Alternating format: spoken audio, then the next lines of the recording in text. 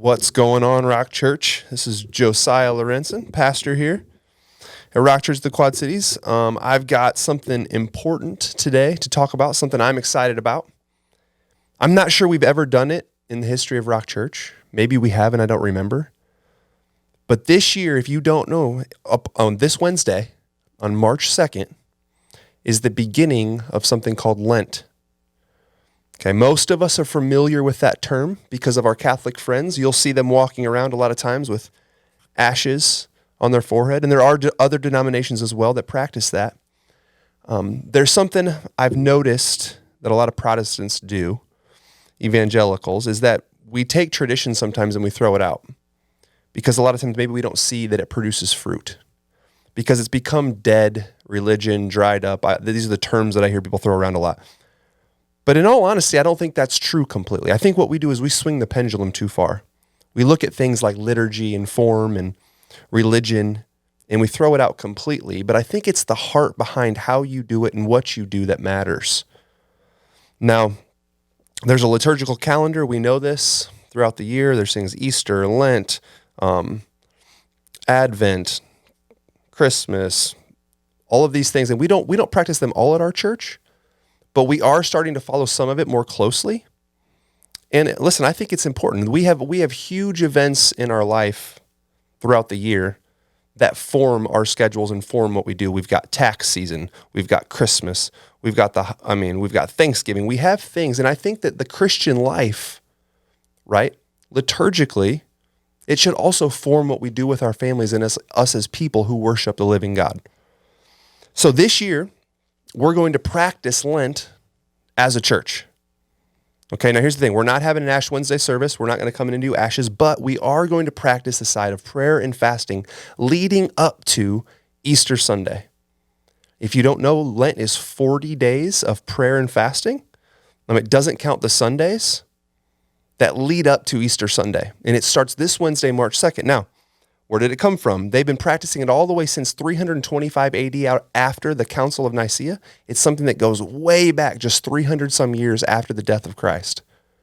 I think that's beautiful, and I want us to be a part of it, okay? Now, remember, it's the heart behind what we do that really matters. The form, religion, does nothing if it's dead.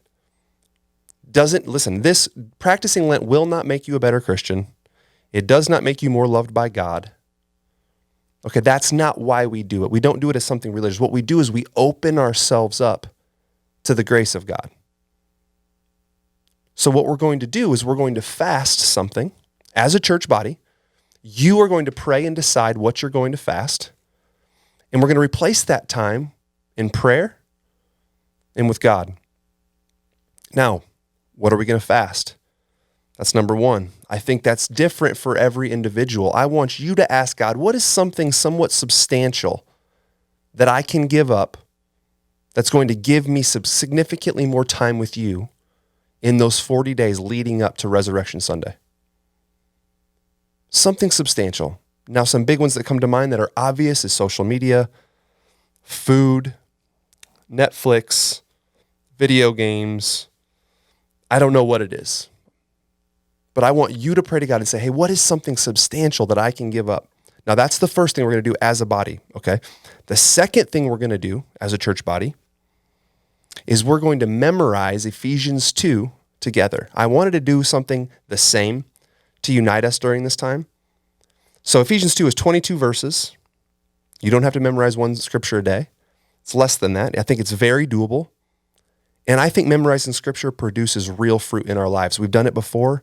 And man, when you hide something in your heart, we know what your word I have hid in my heart that I might not sin against you. It produces life and it produces fruit. We're going to memorize Ephesians 2 as a church if you choose to participate. So number one is we're fasting something, replacing it with prayer and time with God. And number two, we're memorizing Ephesians 2 together.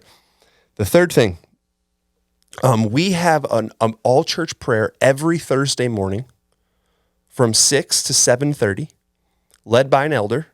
Now, I know 6 to 7:30 a.m., by the way. I know that's not doable with everyone, with moms, with kids, certain people, but we're going to ask you guys to challenge yourselves. If you can make that prayer time during Lent, we would love for you to join us. We really, really want to just drench this place in prayer for souls in our city, for redeeming the area around us. We believe we have a call, and we need your prayer to do it. We know that we cannot do it without prayer. That's what God has called us to do. So 1, fast something, replace the time with God. 2, we're going to memorize Ephesians 2. 3, I want to challenge you, if possible. If you can't make it, that doesn't mean you're not joining us. But if you can make it, Thursday morning prayers at 6:30, from 6 a.m. to 7:30, we would love for you to join us. Now, how do you get involved? Here's all we're asking you to do so we know who's with us. Before Wednesday, there's going to be a group put on our Rock Church app, a members group. We want to ask you to comment on there and say, hey, I'm joining in on Lent. Here's what I'm fasting. We want to see everybody and who's going to participate. So, last thing I want to ask you guys, if you are planning on joining us and you're in, would you share this video so everyone from Rock Church can see it? I couldn't be more excited about this. I believe God's going to produce fruit in our church, and I can't wait till Easter, and I love you guys, and I'm praying for you guys, and you've got this. Peace out, y'all.